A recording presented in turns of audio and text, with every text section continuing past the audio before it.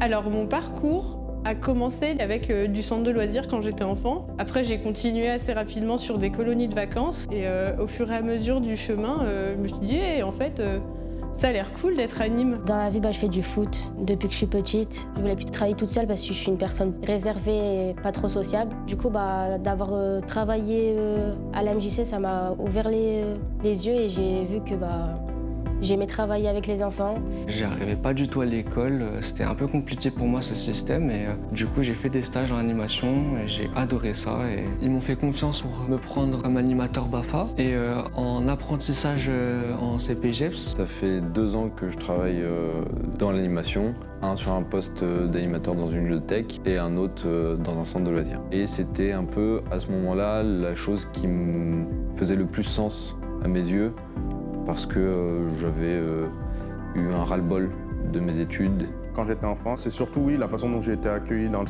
centres de loisirs, la place que j'ai pu y trouver, la façon d'avoir fait des séjours, d'avoir participé à plein de choses, qui m'a permis moi de me faire grandir. Et du coup, je me suis dit plus tard, j'aimerais bien faire un métier où je peux bouger, et donner de ma personne et trouver un sens à ma vie, trouver un job comme ça qui me va chaussure à mon pied, comme ça. Là.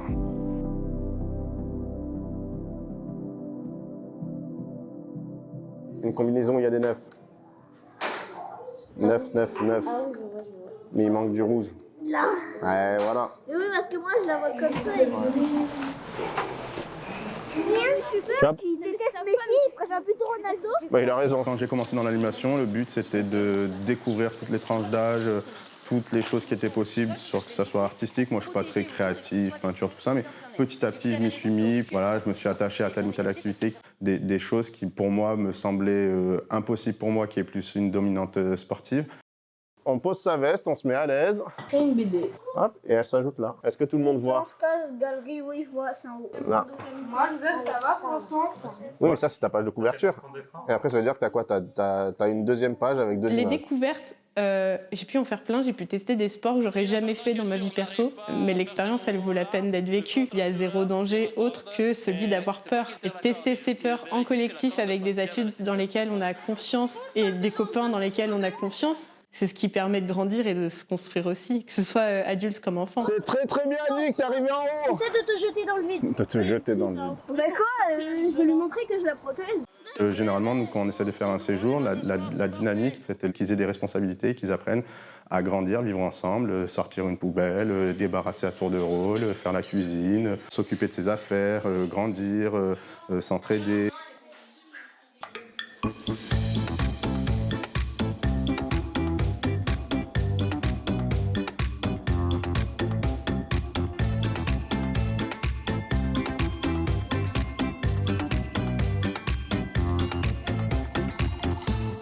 Quand je dis animateur, par exemple, je suis animatrice, que ce soit en MJC ou dans des écoles ou peu importe. On a plutôt l'image d'un clown ou pas faire grand-chose ou juste de surveiller les enfants. Alors que derrière ça, il y a beaucoup de travail. Nos petits agents ont trouvé la dernière énigme. Je répète, dans la valise, il y avait aussi des cartes d'âge. Vu que je suis responsable d'enfants, de l'activité, de la sécurité des enfants, je suis beaucoup plus adulte dans ma tête alors que j'ai que 16 ans. Chaque fois qu'on réfléchit à une activité, on pense au contenu pédagogique, on pense à la sécurité, au bien-être de l'enfant dans l'activité. Est-ce que tu as les courbes des verres? Et on va prendre une touche format. Les programmations et toutes ces choses-là, nous, ça nous demande d'anticiper, d'être toujours en décalé sur le calendrier.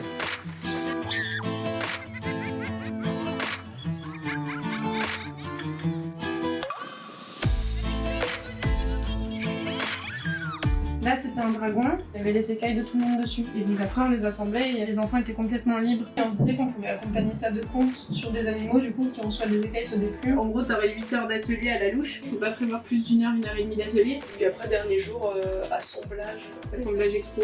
Voilà. Ça peut être l'occasion de faire une affiche stylée pour les parents, de dire venez à 4h, vernissage de l'exposition.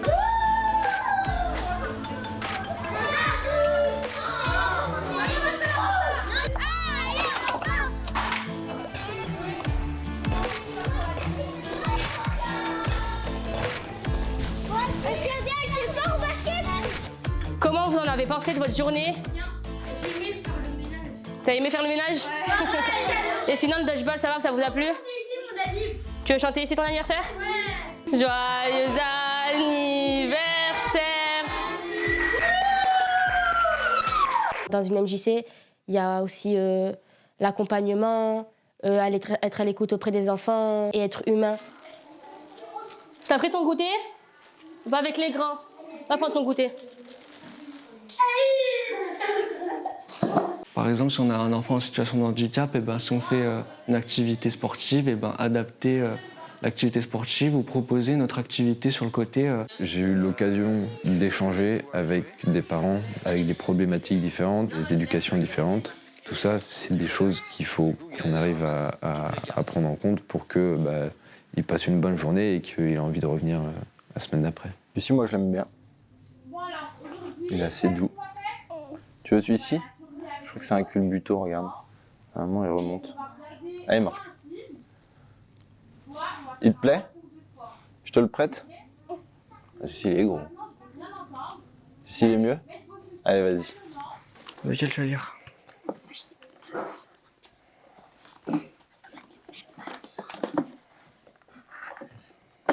Il y en a aussi là. Est-ce que ça va, Alvio? C'est normal, c'est le premier jour. T'as le droit d'être inquiète, t'as le droit de pleurer. C'est important du coup que tu restes avec Alzéo. T'aimerais voir maman, Alvio? C'est normal, tu vas la voir ce soir après le goûter. Ok? Comme ça, tu la vois après le goûter? Tiens, Timon, les garçons, ils veulent être avec toi, je pense que ça les rassure. Ok. Et voilà.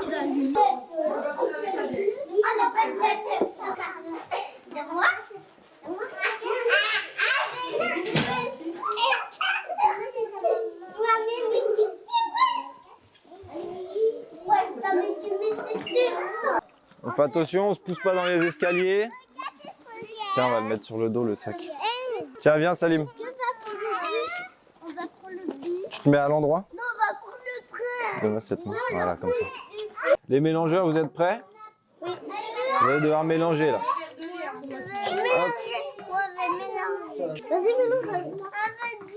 On va tous mélanger, ok? Tu tiens bien, Elena?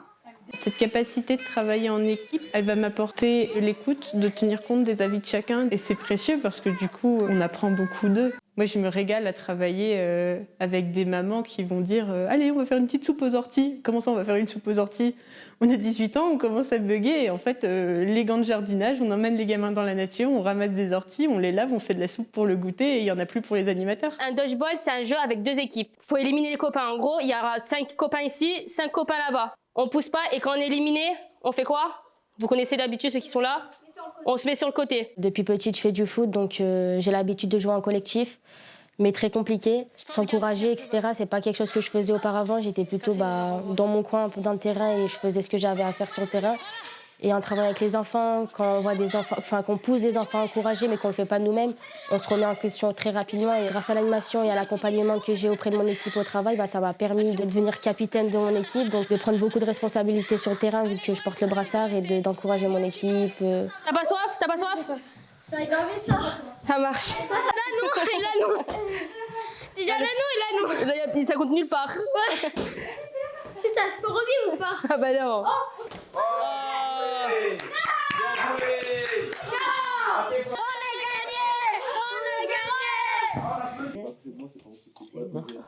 On s'y remet? On y va? En fonction de l'encadrement. Des choses que j'ai pensé qu'on n'a pas le droit, mais c'est pas compte qu'on a le droit de faire. Est-ce qu'il y a d'autres questions? Donc je vous invite à... Ça s'est bien passé. Raconter des parents, par contre, c'est hyper important de pouvoir faire un retour un peu en détail sur la journée. Si vous demandez si ça s'est bien passé, d'échanger un mot. Les situations compliquées, vous nous les remontez, quoi. Tout simplement parce qu'il y a des familles qui ont des façons différentes d'apprécier les choses, mais on a plusieurs enfants dans nos structures qu'on accueille, ou à l'école c'est compliqué, ou dans la structure c'est compliqué, et où tout le monde travaille ensemble, parents compris, pour faire en sorte que l'enfant se sente à peu près bien partout. Sans le lien avec les familles, il n'y a pas de centre de loisirs. Enfin, je pense qu'en tant que parent, on met son enfant dans une structure, si on a confiance en l'équipe d'animation. Je ne sais pas qui disait qu'il faut un village pour éduquer un enfant, mais pour moi, pareil, c'est une nouvelle fois quelque chose d'évident. Et le fait de s'inscrire dans un quartier, de faire appel aux différents acteurs, ça a du sens de construire et faire ensemble. Bonjour, c'est la première fois que vous venez aussi. On a des jeux de société avec Victor. Tu peux aller faire coucou à Victor si tu veux. Il l'aime beaucoup, Victor. Bah, Victor a du succès. Pour vous, on a du thé, café, infusion. Et après, on a le goûter avec brochette de fruits, chocolat fondu. Regarde, qui c'est que tu connais là-bas? Tu vas le voir? C'est lequel qui te fait plus envie? Il y a Victor là-bas. Si on n'a pas ce lien, cette confiance avec les parents, ces moments de partage dans des fêtes de quartier, dans de la vie de tous les jours, eh ben, ça marche pas. Ce qui marche, c'est ce rapport quotidien, ces échanges. On essaie d'amener de la vie dans le quartier. Donc le rôle de l'animateur, de l'animatrice, c'est d'être identifié, c'est de pouvoir amener toute cette joie de vivre, cette dynamique et pour toucher tout le monde, petits, grands. Ça fait du bien à des familles de sortir et de se retrouver sur un repas partagé, d'échanger. C'est tous ensemble qu'on arrive à avoir une petite enveloppe pour faire une fête de quartier, pour faire une fête à Noël. Si on fait pas ça, le quartier, c'est vide. Enfin, à l'échelle, on parlait de quartier ou de secteur, c'est vide. Mais de faire sortir ces familles et ce lien, il est primordial.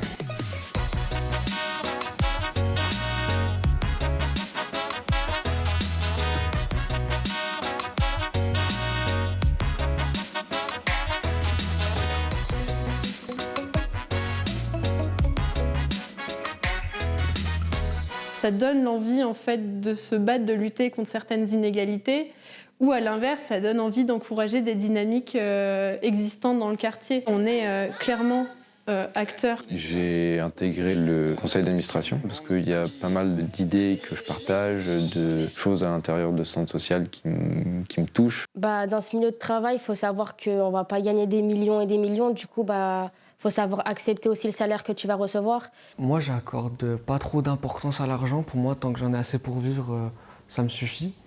Et la richesse humaine dans l'animation, pour moi, c'est encore plus important qu'avoir un très bon salaire. La plupart des structures peuvent contribuer, que ce soit à l'échelle BPJEPS, BAFA ou BAFD, à des financements ou même, dans certains cas, à prendre en alternance dans le cadre du BPJEPS. C'est super bien de prendre en plus des jeunes qui, comme moi, ne sont pas très rattachés à l'école et qui puissent les aider pour leur avenir. Oui, il y a une autre confiance en moi. Il y a une projection que je peux avoir de moi-même dans un futur que j'avais pas spécialement avant. Pour moi, l'animation, il faut faire de l'animation, il faut venir en centre de loisirs, c'est la vie. L'animation, c'est la vie. On y rentre petit à 3-4 ans et ça nous construit pour les années à venir. L'animation, ça m'a permis de grandir dans la vie de tous les jours, que ce soit sur le terrain de foot en tant que joueuse, en tant que travail. J'y apprends tous les jours. On a la chance en France d'avoir 3 piliers éducatifs auprès des enfants, qui est le foyer, l'école et le péri-parascolaire, ce qui existe très très peu dans le reste du monde. En fait, on est essentiel dans la vie des enfants et il faut qu'on garde ce rôle-là et qu'on le mène à bien.